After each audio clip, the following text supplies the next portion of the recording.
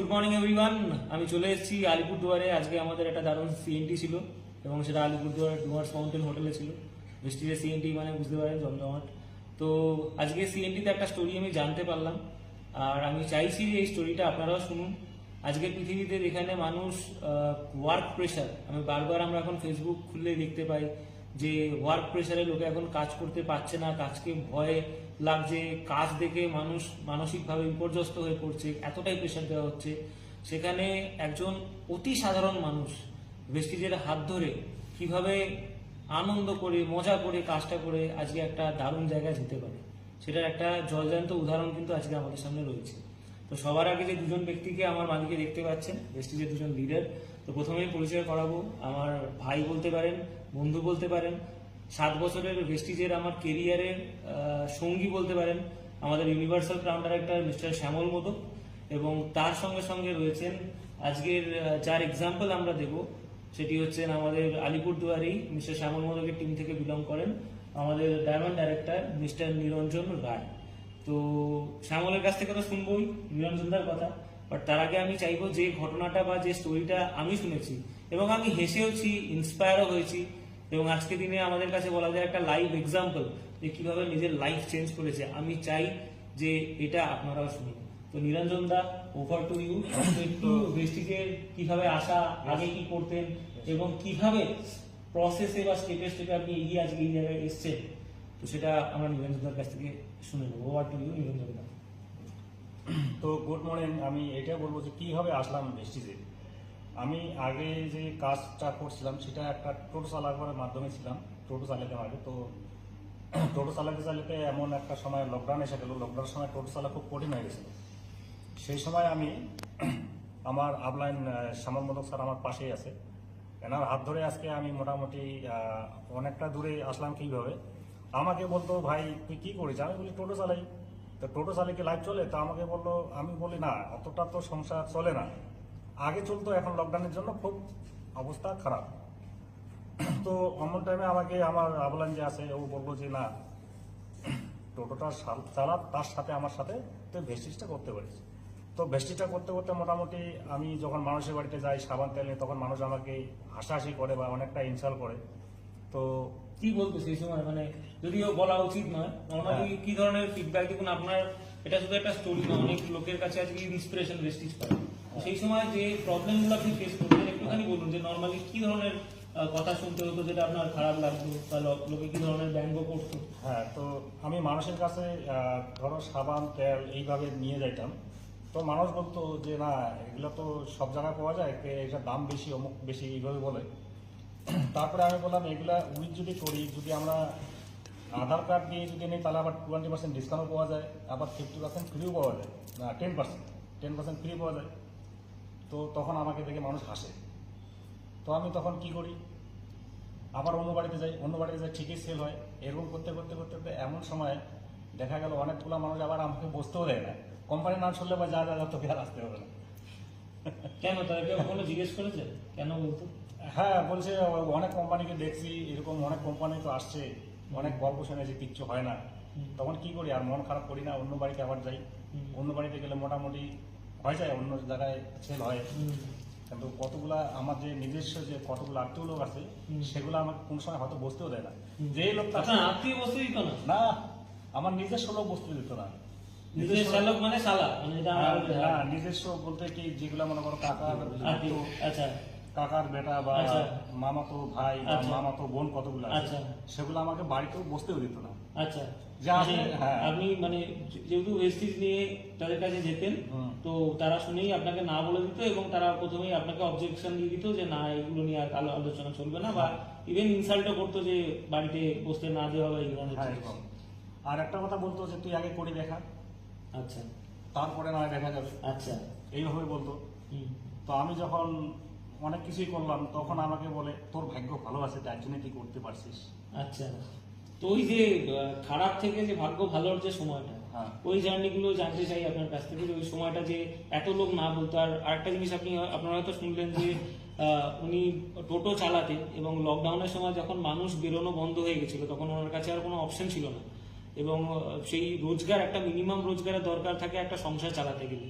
তো ওই সময় উনি অন্য অপশনসের মধ্যে ভেস্টিজই একমাত্র অপশন ছিল, যেটা হয়তো ওনার বাড়ির পরিবারের সংসারের দায়িত্ব বা যে যাবতীয় ন্যূনতম খরচা হয় একটা ফ্যামিলিকে বাঁচিয়ে রাখতে গেলে, ভালো রাখতে গেলে, সেটা উনি ভেস্টিজের থেকেই পেয়েছিলেন। তো নিরঞ্জনদা একটু জানতে চাইবো এই যে কঠিন সময়, হ্যাঁ। আমরা নেটওয়ার্ক মার্কেটিং এ সবসময় দেখি ভালো সময়কে সেলিব্রেট করতে, কিন্তু এটাও আমরা জানি প্রত্যেকটা ভালো সময়ের পিছনে কিন্তু অনেক কঠিন সময় থাকে। একটু জানতে চাইবো আপনার কঠিন সময়টা এক্স্যাক্টলি কিছু ইনসিডেন্ট বা শ্যামল মোদকের অ্যাজ এ আপলাইন ইনভলভমেন্ট আপনাকে কি বলে শ্যামল মোদক এই বিজনেসে নিয়ে এসেছিল? হ্যাঁ, আমাকে শ্যামল স্যার বলেছিলেন যে ভেস্টিজ করলে নাকি গাড়ি পাওয়া যাবে, 4 চাকা পাওয়া যাবে না, যে বাড়ি হবে, মাসে লাখ টাকার উপরে সেল হবে, হ্যাঁ। এবার আমার বাইক হবে। হ্যাঁ, আর আমি যখন কাজটা শুরু করি তখন আমার কাছে ছিল একটা ছোট্ট মোবাইল। আচ্ছা, মোবাইল ছিল, মোবাইল জিও ফোন গুলো ছিল আগে ছোট, হ্যাঁ। জিও ফোন গুলা যে ছিল তার মধ্যে যে ব্যাটারি রেট ছিল হুম, সেটাও অনেকটা খোলা ছিল, সেটাও গাটার দিয়ে বাঁধা ছিল, হুম। সেটাও আমার কাছে কেনার মতো পয়সা নাই। আচ্ছা, কেননা আমি বলতেছি, যখন আমি টোটোটা চালাইতাম, টোটো যখন অনেকটা বন্ধ হয়ে গেল, তখন আমার কাছে পয়সা নেই। আচ্ছা, আর আমার কাছে 1 কাঠা জমি নেই যে আমি কোনো ঘরের বা ইসে আবাদ খাই, হুম, সব আমার কেনা। হুম। আমি যদি কাজ না করি তাহলে আমাদের বাড়িতে চুলা বন্ধ। তো আমাকে আমার আপলাইন বলতো, তাহলে তুই একটা কাজ কর, সাবান তেল বেচলি না তোর পয়সা হয়ে যাচ্ছে, হুম। হলে তোর খাবার টাকা হবে বা তুই চাল কিনতে পারবি। মানে আপনার কাছে যখন কোনো অপশন ছিল না, মানে না। বাড়ির মোটামুটি রোজগার টোটো থেকে বন্ধ, কারণ লকডাউন চলছে, চলছে। আর সেই সময় আপনার কাছে যেহেতু রোজগার করার কোনো জায়গা ছিল না, না। সেই সময় শ্যামল মোদকের সঙ্গে আপনার পরিচয় হয়, বা সেই সময় শ্যামল মোদক আপনাকে গাইড করে যে হ্যাঁ। অন্তত কিছু প্রোডাক্ট যেটা এখানে মিনিমাম একটা টাকা প্রোডাক্ট পেয়ে সেটা নিয়ে মুভমেন্ট করতে পারলে রোজগার হয়। হ্যাঁ হ্যাঁ হ্যাঁ। তারপরে তারপরে আমি যখন যাই তখন আমার কথা শুনে না, তখন আমি আমার স্যারকে ডাকি, হুম। শ্যামল স্যারকে ডাকি। হুম, যখন স্যারের সাথে কয়েকটা মানে মিটিং করায় আমাকে, মিটিং করার পরে যখন মনে করো ভালো মাল সেল হয়, হুম, কয়েকটা যখন মাল সেল হয় তখন আমি খুব খুশি হয়ে যাই। হুম। এমন জন্য খুশি হই যে যাই হোক, আজকে তো 3-4 দিন চাল কিনে নিতে যাকে পারবো বাড়ি। আচ্ছা, বাড়িতে তো মোটামুটি দেখো, আমি যতক্ষণ অব্দি কিছু খরচা নিয়ে না যাই ততক্ষণ অব্দি আমার বাড়ির মানুষ রাগ হয়ে থাকে বা আমার জন্য অপেক্ষা করে থাকে হুম। যে কতক্ষণে বাবা আসবে, কতক্ষণে আমার ইসে আসবে। হুম। তারপরে তো ওরা নাকি একটু খুশি হয়, হুম, কেননা আমি যতক্ষণ না যাই বাড়িতে ততক্ষণ ওরা তো চুপ করে বসে থাকে। হুম, এমন টাইমে এমন পরিস্থিতি হয়ে গেল, আমার বাচ্চার হঠাৎ করে জন্মদিন এসে গেল। হুম, তো আমার বউ আমাকে ফোন করে বলে যে আজকে তোমার ছেলের জন্মদিন, তুমি কেক নিয়ে আসো একটা। হুম। এমন টাইমে আমার কাছে ছিল মাত্র 5 টাকা। এখন আমি কি করি, কেক তো নিলে হবে না, মোমবাতিও নেওয়া লাগবে। কি সমস্যায় পড়ছি, দোকানদারকে বললাম, কাকু আমার ছেলে তো জন্মদিন আছে, 2টা মোমবাতি লাগতো আর একটা কেক। তখন বলে, ভাই এখন তো যে অবস্থা খারাপ, বাকি তো দেওয়া যায় না। তখন আমি কি করলাম যে একটা 5 টাকা দিয়ে একটা বেকারি কেক নিয়ে আসলাম। হুম। কেক যখন নিয়ে আসে আমার ছেলের হাতে দেখে, ছেলে তো তখন পুরা রাগ হয়ে গেছে। তখন আমি ছেলেকে বললাম যে বাবা দেখ, আমি এমন একটা কাজে যুক্ত হয়েছি, এর থাকি পরের বছরে তোকে আমি মানে বড় কেক নিয়ে আসবো। ছেলেকে মানালাম, সত্যি সত্যি পরের বছর ছেলে মনে আছে। হুম। ছেলে তখন নিজে যা অর্ডার দেয়, 500 টাকা দিয়ে একটা বড় কেক নিয়ে আসে। এটা 1 বছরের মধ্যে? এটা 1 বছরের মধ্যে। আচ্ছা, 1 বছরের মধ্যে আমি মোটামুটি আমার যে ভেস্টিজ থেকে যে একটা ইনকাম, মোটামুটি মাসে 25-26 হাজার টাকা করতে পারছি লকডাউনের মধ্যে জয়েন করে। লকডাউনের মধ্যে জয়েন। আচ্ছা, তাহলে টোটোর কি হলো এখন? ওটা কি আছে এখনো? না, টোটো নাই। টোটো তো মোটামুটি পড়ে থাকতে থাকতে বাড়ি থেকে বেচতেও দেয় না, এসে মানে করতে করতে জং ধরে ধরে টোটোটা একবারে নষ্ট হয়ে গেছে। আচ্ছা, তো এখন ফুল টাইম প্রফেশন হচ্ছে? আমার এখন ফুল টাইম প্রফেশন হচ্ছে আমার ভেস্টিজ। হ্যাঁ। ভেস্টিজ একমাত্র একটা প্ল্যাটফর্ম যেখান থেকে আমার লক্ষ্য তৈরি হয়েছে, বা সেখান থেকে আমি কিছু করতে পারবো। হুম। বা এখন আমি ভাবতেছি আগামী দিনে আমার এখানে অনেকটাই আমার একটা ভালো জায়গা তৈরি হবে। টোটো থেকে ভেস্টিজে আসা, শেখা, ফ্যামিলিকে সাপোর্ট করা, একটা সময় যেখানে রোজগার বন্ধ হয়ে গেছিলো সেখান থেকে 25-26 হাজারের রোজগারে চলে আসা, আর সব থেকে বড় কথা রেসপেক্টের জায়গা। আজকে আপনি নিরঞ্জন দাকে আপনারা সবাই দেখতে পাচ্ছেন, ওনার কথা বলা থেকে আরম্ভ করে, ওনার পার্সোনালিটি থেকে আরম্ভ করে, কোথাও কিন্তু বোঝা যায় না যে উনি কিভাবে নিজেকে আপব্রিঙ্গিং করে, নিজেকে কি করে গ্রো করেছেন, সেটা অবভিয়াসলি ওনার থেকে আমাদের প্রত্যেকের শেখার। এবং আরো একটা জিনিস আপনাদের জানাতে চাই যে অবশ্যই আপলাইন ওনাকে যে খারাপ সময় যে হাত ধরেছিল, শ্যামল মোদক, আমাদের ইউনিভার্সাল কন্ডাক্টর শ্যামল, ওই মেমোরিগুলো যদি মনে থাকে যে লকডাউনের সময় কি করে নিরঞ্জন দাকে পাওয়া। আচ্ছা, আরো একটা কথা বলে দিই, নিরঞ্জন দা কিন্তু কোম্পানির ব্যানারে ডায়মন্ড ডাইরেক্টর, এবং উনি রীতিমতো কোম্পানির সিএনটিও করান, মানে উনি নিজে শিখেছেন, এখন মানুষকেও শেখাচ্ছেন। তো ডায়মন্ড ডাইরেক্টর ভেস্টিজে কিন্তু একটা যথেষ্ট খুব বড় একটা প্রোফাইল। তো শ্যামলকে আমি বলতে চাইবো ওই সময় যে নিরঞ্জন দাকে ওই জায়গা থেকে কি করে নিয়ে আজকে এই জায়গায় নিয়ে আসা, কারণ ইটস ভেরি চ্যালেঞ্জিং একটা পাবলিক প্ল্যাটফর্মে যেখানে ওনাকে দাঁড়াতে হয়, প্রচুর মানুষের সঙ্গে কথা বলতে হয়, একটা বেসিক প্রফেশন থেকে কোনো প্রফেশন কিন্তু ছোট নয়, বাট অবশ্যই টোটো চালানোর জায়গা থেকে সেখান থেকে আজকে এই এত বড় একটা জায়গায় নিয়ে আসা, তো সেটা কিভাবে হলো শ্যামল সম্ভব? তোমার চোখ থেকে তোমার সেই সময়কার স্মৃতি একটু যদি শেয়ার করো। তো গুড মর্নিং এভরিওয়ান। তো নিরঞ্জন দার সাথে পরিচয় হচ্ছে, আমি ওনার এরিয়াতে আগে মিটিং করতাম, প্রোডাক্ট নিতে হতো, তা ওনার টোটোতে করে আমার প্রোডাক্ট যেত। আচ্ছা, টোটোতে করে ওনার টোটোতে করে আমার প্রোডাক্ট যেত। প্রোডাক্ট যেতে হঠাৎ করে একদিন আলিপুরদার অফিসে ওনার সাথে দেখা। উনি বললো, স্যার আপনি এই যে প্রোডাক্ট এত লোকে যে কিনে, তাহলে আমি কি এই কাজটা করতে পারবো? আমি বলছি হ্যাঁ, অবশ্যই করতে পারবি। তখন বলবো, স্যার আমি তো পড়াশোনা জানি না। আমি বলছি ভেস্টিজ করতে পড়াশোনা জানি না কেন, ভেস্টিজ তোমাকে শিখিয়ে দিবে। ভেস্টিজ সাকসেস হতে গেলে যে যে এডুকেশন দরকার সেই এডুকেশন তোমাকে শিখিয়ে দিবে। তো তুমি যদি পয়সা ইনকাম করতে চাও, টাকা ইনকাম করতে চাও, তাহলে তুমি 100% আসতে পারো, আমি তোমাকে হেল্প করবো। তখন উনি বললো, হ্যাঁ আমি কাজটা করতে চাই। আর তখন অ্যাকচুয়ালি নিরঞ্জনদার কাছে কোনো অপশানও ছিল না, কারণ টোটো বের করলে পুলিশ টর্চার করতো, কারণ নিষিদ্ধ ছিল করোনার টাইমে। তো ভোরবেলার দিকে আমার প্রোডাক্টটাকে ডেলিভারি হতো, ভোরবেলা আসতো, একটা time ছিল lockdown এ যেখানে ওই টাইমটার মধ্যে হ্যাঁ, দিত 2 ঘন্টা 1 দু ঘন্টা ঘন্টা, 3 ঘন্টা লোকের minimum যাতায়াত করা ওইটা যেত। দিত। তো আমি নিরঞ্জনটাকে নিয়ে শুরু করলাম। শুরু করার পরে সমস্যা কি হলো, এবার ও যেই সব লোকের কাছে, আমি বলতে কিছু লোকের সাথে আমাকে বসাও, যেই সব লোকের কাছে বসাতো, তখন সেই সব লোক ওকে বিশ্বাস করতো না। আচ্ছা। এ আমাদের জীবন পরিবর্তন করবে, যে নিজের জীবনই এখনো পরিবর্তন হয় নাই। একটা মোবাইল ব্যাটারি ফুলে গেছে, গাড়ি দিয়ে তার গেল। মধ্যে আরেকটা কথা ছিল, হ্যাঁ, আমি যে একটা ভালো মতো যে প্যান্ট পরে যাবো সেটা আমার কাছে ছিল না। আচ্ছা, আমি একটা হাফ প্যান্ট পরে যেতাম, আর আলিপুর অফিসে আমি গামছা পরে আসতাম অফিসে। আচ্ছা। এখন অফিসে দিয়েছিল মালিক সেটা বলে, অবশ্যই এখন আপনাকে দেখে মানে আপনাকে কেউ যদি সামনে থেকে দেখে কেউ পুরোনো দিনে কি ছিলেন সেটা ধরাই যাবে না। এখন ধরা যায় না।